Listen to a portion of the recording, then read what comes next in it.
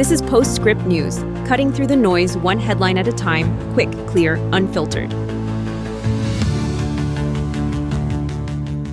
Welcome to another deep dive from us here at Postscript News, bringing you a synthesis of today's top headlines. April 10, 2025. Yeah. We're going to kick things off focusing on urgent U.S. developments, and then we'll shift our attention to the global stage. That's good. So let's dive right in. The U.S. Postal Service has requested a price increase. You know those forever stamps? Oh, yeah. Yeah, well, those might be going up to 78 cents. Wow. Which is a 5-cent jump from where we're at now at 73. Okay. So this proposal was submitted to the Postal Regulatory Commission on Wednesday. This week? This week, and it could potentially take effect as soon as July 13th. So just a few months out. Just a few months out. Yeah. And this 7.4% increase actually affects more than just those forever stamps that we talked about. Mm-hmm. It would hit postcards, metered letters, and even international mail. So a pretty broad increase. Yeah, and the USPS says this hike is essential to their long-term financial stability. Mm-hmm. And this isn't the first time they've brought this up either. They've repeatedly warned of these necessary, but as they call them, uncomfortable rate adjustments to try to become self-sufficient. Yeah, interesting timing, though, with the former Postmaster General resigning back in March. Yeah. Amidst all that talk from the Trump administration and that DOGE about possibly privatizing the Postal Service. Yeah, and that whole thing with the Department of Government Efficiency was really interesting to see unfold. I mean, this requested rate hike, I think it signals a direction for the USPS, regardless of what happens with those privatization efforts. Yeah, it almost makes you think, is this rate hike just a way to make the USPS more appealing to potential buyers? Yeah. Or is it truly just a last-ditch effort to stay afloat with all these rising costs and the way people communicate these days? Yeah. Everything's going digital. Yeah, I think that's a really important question for our listeners to consider. Definitely. All right, so let's move from the mail to the legal world. The House of Representatives just passed the No Road Rulings Act. Oh, wow. I hadn't heard about that. Yeah, this bill aims to limit the power of federal district judges to issue nationwide injunctions against Trump administration policies. So instead of blocking a policy across the whole country, Right. these injunctions would only apply to the people directly involved in the case. That's the idea. Interesting. And the vote was pretty close, 219 to 213, with almost all Republicans in favor and no Democrats supporting it. Yeah, that makes sense, given how much the Trump administration has been fighting these nationwide injunctions on all sorts of hot-button issues. Right, from birthright citizenship to DEI. Yeah. Those supporting the act say it's about preventing a single judge from essentially overturning policy for the entire country based on one local case. It's like they're saying, hey, one judge shouldn't have that much power. Yeah, and it's a big question about, where does the power of the judiciary end and the power of the executive branch begin? Yeah. Where's the line? But for our listeners who might not be familiar with all the legal jargon, what exactly does the nationwide injunction prevent from happening? Well, essentially, it means that one federal judge can stop a policy put in place by the executive branch, like the president, from going into effect across the entire U.S. Ah, okay. Even if the lawsuit was just about a small group of people or a specific region. So this bill is trying to change that, limiting the impact of a judge's decision to just the parties involved in the lawsuit. Right, but here's the thing. This bill still has to get through the Senate, where it needs 60 votes to pass. Yeah. And that's not guaranteed. So it'll be interesting to see what happens. All right, well, let's stay in the realm of government, but shift our focus to national security. U.S. intelligence has issued a warning about China.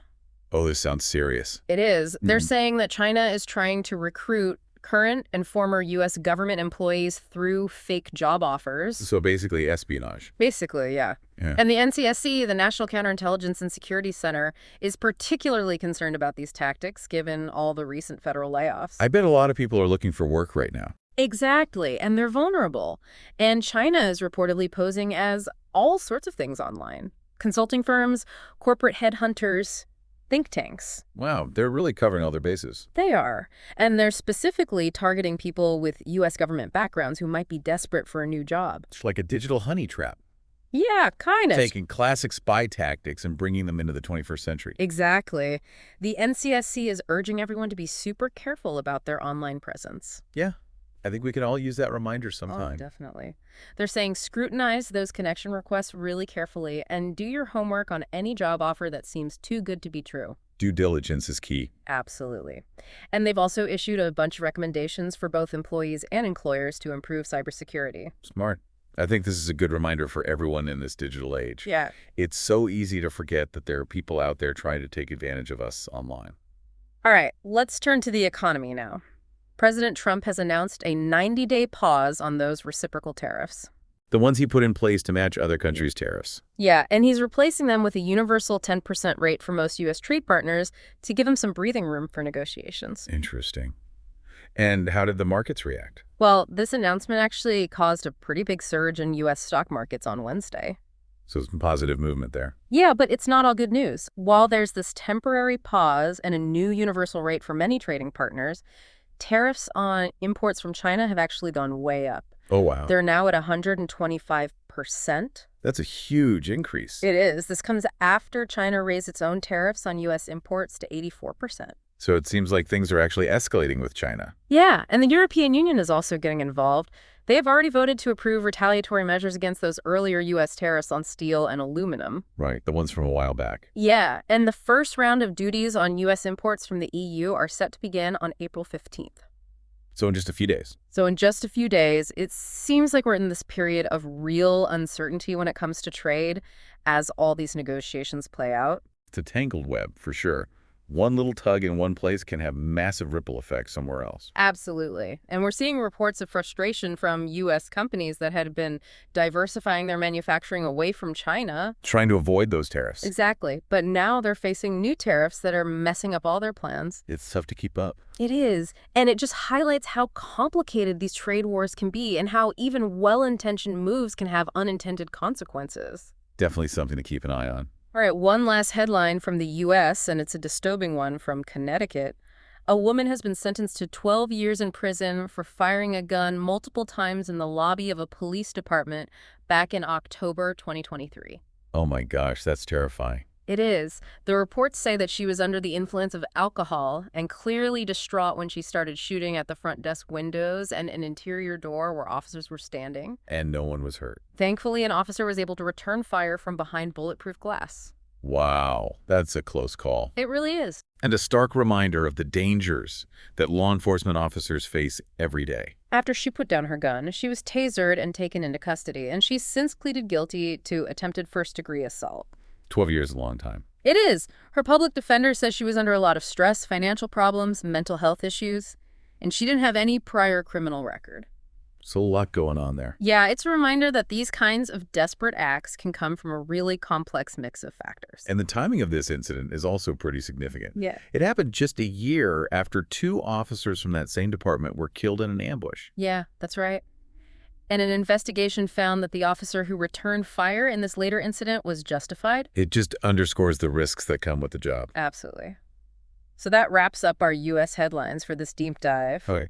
We've covered potential increases in the cost of mailing letters, Yeah. legislative battles over the power of the judiciary, national security warnings about espionage, some major shifts in U.S. tariff policies, and a pretty disturbing act of violence against law enforcement. All in a day's work. It seems like it. But now let's broaden our view and look at some notable developments on the international stage. Okay, let's see what's happening around the world. Let's start with Argentina. Their Chamber of Deputies has launched an investigation into the collapse of a cryptocurrency called Libra. Oh, yeah. I remember hearing about that. And there are reports of potential connections to President Javier Milei. Oh. Yeah, this could have some pretty serious political fallout. Definitely. The Chamber of Deputies voted to set up a special committee that has the power to call government officials in for questioning and demand all sorts of documents related to this failed crypto token. So they're not messing around. Not at all. And you can already see the political divisions forming around this investigation. The vote to create the special commission passed with a strong majority. Okay. But there was also some strong opposition, which shows you how much pressure there is around this case.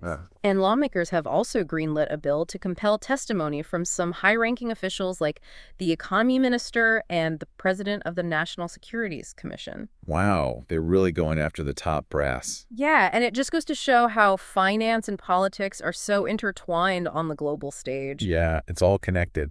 There are a lot of questions about what caused this cryptocurrency to crash and whether it hurt Argentina's financial interests. And you've got lawmakers coming out with different opinions.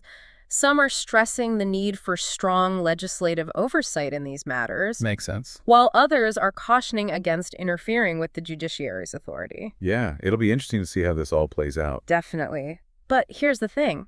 The fallout from this cryptocurrency collapse isn't limited to Argentina. Oh, how so? An Argentine lawyer has reportedly asked Interpol to issue a red notice for the creator of the Libra token. Oh, wow. So they want this person on a global wanted list. Essentially, yeah. And on top of that, a major cryptocurrency legal firm in the U.S. has filed a lawsuit to recover profits and compensate investors who got burned. So this has become an international legal battle. It has, and it shows how these financial scandals can have ripple effects across borders and potentially impact the global financial system. This is a sobering thought. It is. All right, let's move to the Middle East, where things are getting pretty tense between the U.S. and Iran. Oh, this is never good. The White House press secretary, Caroline Leavitt, has issued a pretty strong warning to Iran. What did she say? She said that the Iranian regime would face hell to pay if it doesn't reach a deal with the Trump administration. Wow, strong words. Yeah, and this comes just one day after President Trump announced that U.S. and Iranian officials are actually scheduled to meet for direct, high-level talks this coming Saturday. So they're talking tough, but still willing to negotiate. It seems that way. The stakes are incredibly high here. The White House is sending a clear message. Iran has to choose between a negotiated agreement and facing serious consequences. Yeah, President Trump has made it very clear that he will not allow Iran to obtain nuclear weapons. Right, and he's framed these upcoming talks as both a crucial opportunity and a test of Iran's intentions. Makes sense. But it seems like there's already some confusion about the nature of these talks. Oh, what's the issue? Well, the Iranian foreign minister has indicated that there'll actually be indirect discussions held in Oman. Ah, so not face-to-face. Right, with Oman's foreign minister acting as a go-between. Interesting. And this comes after the recent U.S. military action against the Houthis in Yemen. The group that's considered an Iranian proxy. Exactly. It just adds another layer of complexity to an already tense situation. Yeah, it's hard to imagine these talks going smoothly with all that's going on. President Trump has said that he prefers a negotiated solution over military action. But he's also acknowledged the risks involved.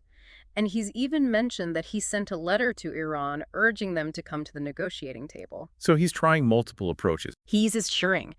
Whether these indirect talks will succeed is anyone's guess, but the potential consequences for regional and global stability are huge. No pressure then. Okay, let's end on a slightly lighter note. Please. Meta is launching a new second-screen theater technology. Oh, interesting. Yeah, they're rolling it out alongside a re-release of the movie M3GN. The one with the creepy doll. That's the one. This Movie Mate technology from Meta will let moviegoers use their smartphones during the film. Wait, so they're encouraging phone use in the theater? It seems that way. The idea is to give people access to exclusive content in real time, like trivia, behind-the-scenes stuff, all synced up with the movie. So it's like interactive bonus features. Yeah, and for the M3GN screenings, they're even going to have a chat bot so fans can interact with the evil doll character. Oh, that's kind of cool. It is kind of creepy, too. Yeah. But it seems like Meta is trying to use its technology to make going to the movies more engaging and communal. I guess they're trying to combat the whole streaming at home thing. That's probably part of it. And they're hoping to build some buzz for M3GN 2.0, which comes out in June. Smart marketing. It is. It'll be interesting to see if this catches on. I mean, it's a pretty big departure from the traditional movie-going experience. It is. It'll be interesting to see what the future holds for movie theaters. Yeah. How will technology shape the way we consume entertainment? Big questions. And that brings us to the end of our Postscript News deep dive for April 10, 2025. We've covered a lot of ground today. We have, from the potential for higher postage prices to the intricacies of global trade and even the evolution of entertainment. What stood out to you the most from all these headlines? I think it's fascinating how all these seemingly unrelated events can actually be interconnected. Yeah. Like how those trade tensions with China could be tied to those espionage concerns. Right. Or even the financial stability of the Postal Service. I think that's a really important takeaway for our listeners. It's not just about the individual events themselves, but about understanding the bigger picture, the underlying strategies, and the potential domino effects. Yeah, we need to think about the drivers behind these trends and what the long-term consequences might be. Absolutely. The interplay between domestic policy, international relations, economic pressures, it all creates this incredibly complex web. A lot to keep track of. It is.